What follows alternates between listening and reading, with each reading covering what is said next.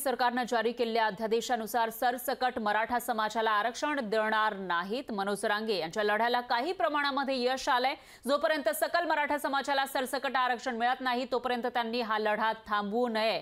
सकल मराठा समाजाला कालच्या अध्यादेशातून काही मिळालं नाही। अध्यादेश देऊन सुद्धा मुख्यमंत्री शिंदेंनी मराठा समाजाची फसवणूक केली अशी प्रतिक्रिया खासदार विनायक राऊत यांनी दिलेली आहे। जरांगे पाटील यांच्यासारख्या प्रामाणिक नेतृत्वाला सुद्धा शिंदेंनी फसवल्याचं ते म्हणाले।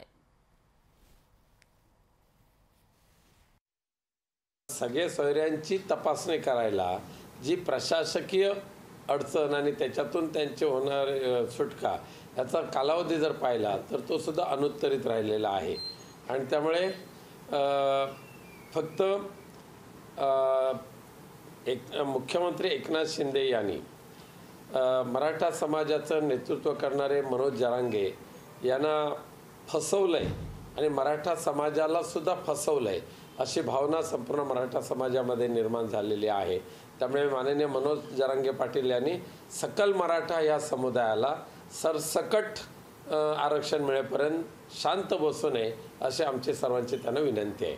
प्रत्यक्षात या आरक्षणाने समस्त मराठा समाजाला काही मिळालं असं मला वाटत नाही।